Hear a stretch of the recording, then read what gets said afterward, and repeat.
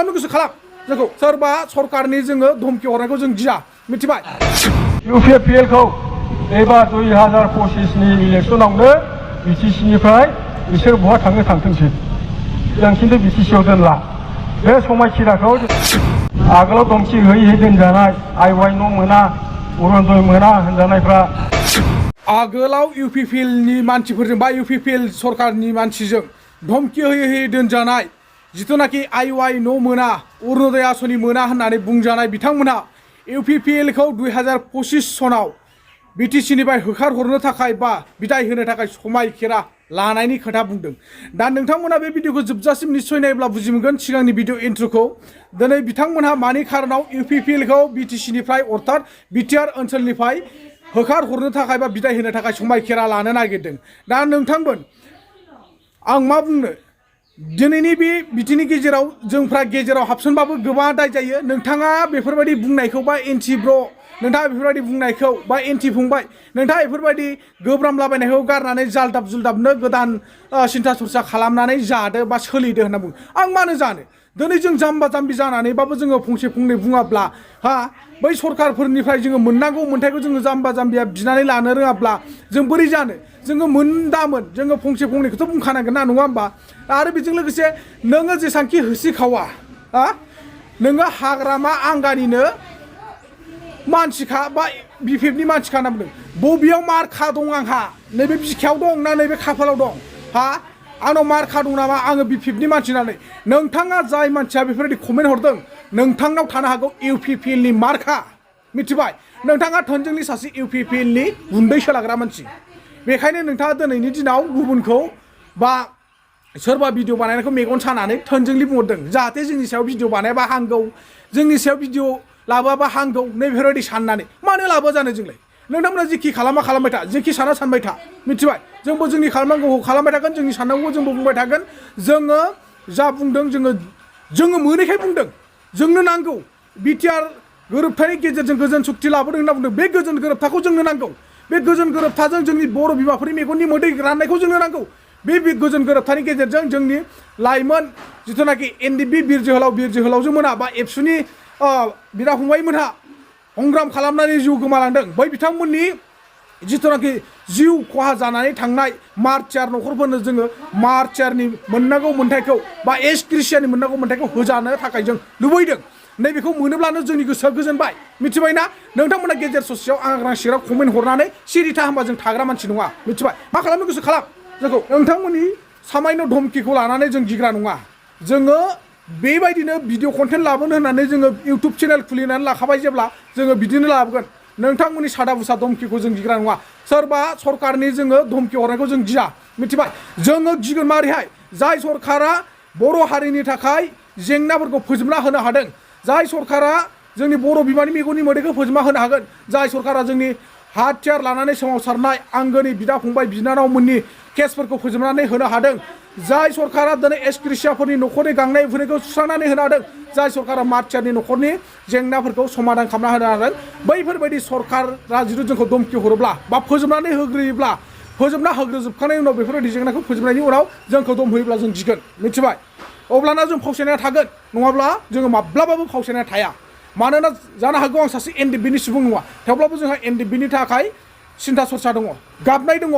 मोनसे समाव बिथांमोनाबो इसिग्राब गिदिर संग्राम खालामबोबाय आखायाव हाथियार लानानै गावसोरनि जिउखौ दाउसा अमाफोरबायदि गोदोनिफ्रायनो बुङो आङो दाउसा अमाफोरबायदि सिब्रे दोनखोमा बिथांमोना गावनि जिउखौ बारग'होबोनो गोनां जादों रैखा खालामनो गोनां जादों हाग्रा बंग्रा लेवार अरजाबायनानै थाखोमा मैदेरजों मोसाजों जुनारफोरजों थाफाबायनानै बिथांमोना बर' हारिखौ माखासे रैखाथि खालामबोदों गुबुन हारिनि आखाइनिफ्राय अब्ला नोंथांमोना बेफोरबायदि जेंनाखौ बुजिनानैबो बुजियैबायदि बबेयाव थाखोमानानै थाबाय थादों मानो आंगि जादों जोंनि बर' समाजा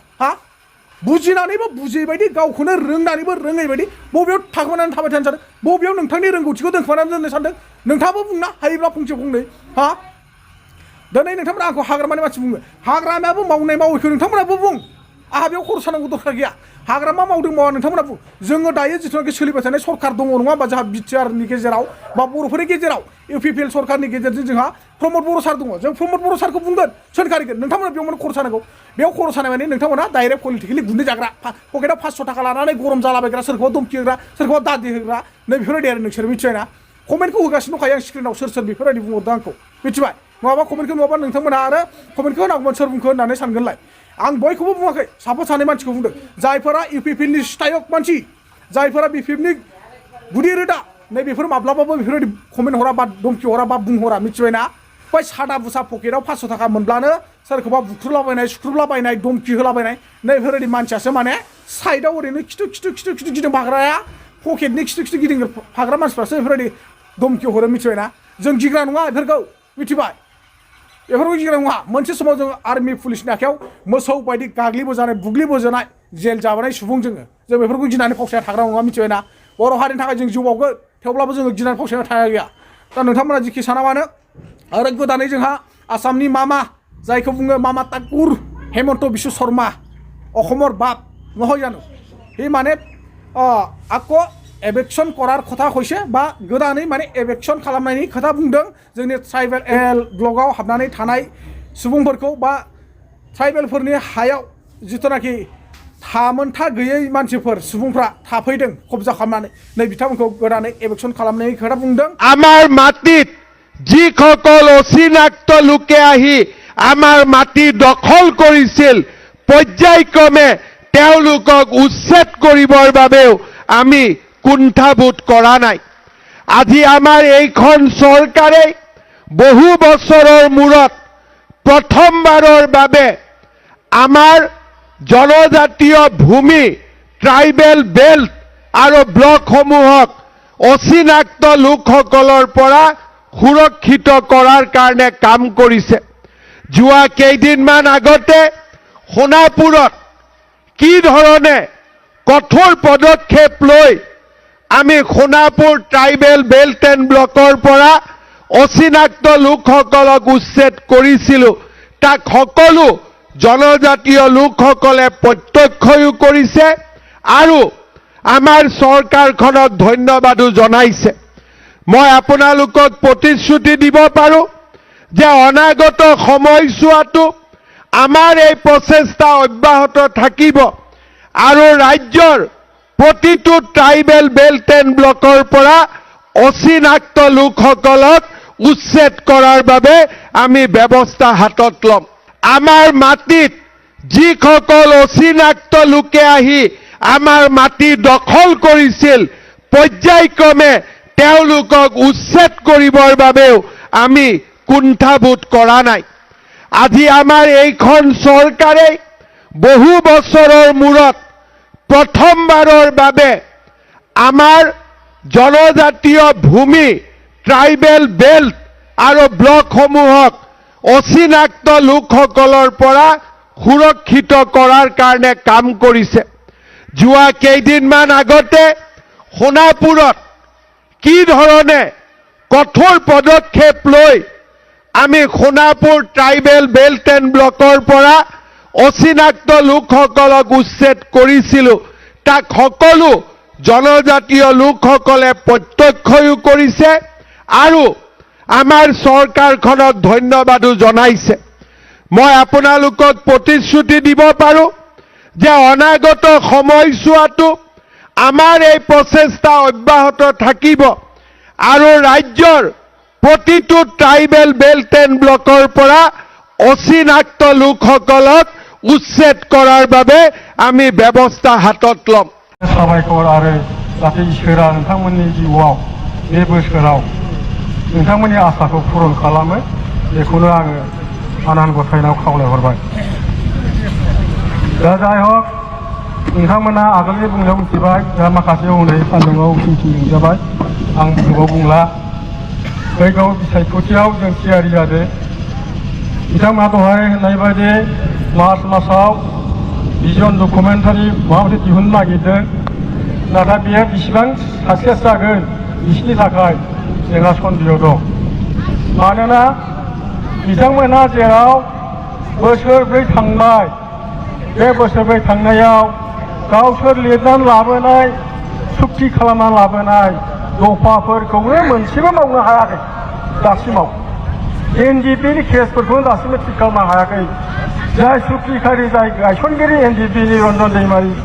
बिथांखौनो बख'नो हायाखै आरो मा डकुमेन्टारि जानो बेलाय लास्ट सिंलाय देखायथों बेखौ नुयोब्ला जोंनि मानसिफ्रा रिएक्सनसो जागोन नोङो थेबगांगां फेरेंगाया मा होनदोंमोन गाव इयो मोननायनिफ्रायनो गावनि डिपार्टमेन्ट फरेस्टआव साख्रि होनैनो दिनै बोसोरब्रैया बारलांबाय सासेबो होनो हायाखिसै दा बेखायनो गावसोर जेखौ प्रतिश्रुति होदोंमोन रायजोफोरनो मोनसे मावनो हायाखिसै दा जोंहा बेखायनो प्रयजन जोङो गोदो जेरैबायदि जागै जमगै रायजोयै राजायै जोङो खौसे जानानै जोंनि फिसाफ्रा साख्रि मोन्दोंमोन जों एफा एनै सहाय मोन्दोंमोन लामा सामा जादोंमोन दंग' बान्दो मोन्दोंमोन जोङो दा जों बेखिनिखौ लाबोफिननो थाखाय जोङो फैगौ 2025नि जि बिटिसिनि इलेक्सन बे बिटिसिनि इलेक्सनाव जों बयबो खौसे जानांसिगोन जों बिसोरखौ दहाय होननाय बादि UPPL खौ एबार 2025नि इलेक्सनावनो बिटिसिनिफ्राय बिसोर बहा थाङो थांथोंसै जों खिन्थु बिटिसिआव दोनला बे समायखिराखौ जोङो लानांसिगोन दा आङो जिहेथु नोंथांमोननि अननायावनो बे खेबनि थाखायबो आङो आफादगिरि जाबोनांबाय बेखायनो आंबो लाबाय आरो आं आफादगिरि हिसाबैनो नोंथांमोनखौ बयखौबो खावलायबाय जाहाथे अन्तत जोंनि दतमा समस्तिया आगोलाव जों जेरैखायनि दङमोन बेखिनियानो थाजोबनानै आरो माखासे आगोलाव धमखि होयै दोनजानाय आइवाइ न' मोना अरुनदय मोना होनजानायफ्रा जाहाथे एबारथ' चान्स मोनबायना बिसिनि दम होनो हाला दा बिथांमोनहाबो फैजोबफिनदो बिसिनि दम होनायखौ जोङो आरो गनायनो हालिया सोरनिबा न'निफ्राय 5,000 खांनाय सोरबा बबेबा स्किमनिफ्राय 500-600 खांनाय बेफोरखौ जों नायनो हालिया बेखायनो जोंनि मानसिफ्रा बयबो लैहोर जोंनि गोदोनि जा सिएफ हाग्रामा महिलारि सार जों बेखौनो सिफ खालामनानै जोङो आगोलनि बादि जोङो रंजा बाजायै जोंनि बिटिसिखौ गोमसार होफिनदिनि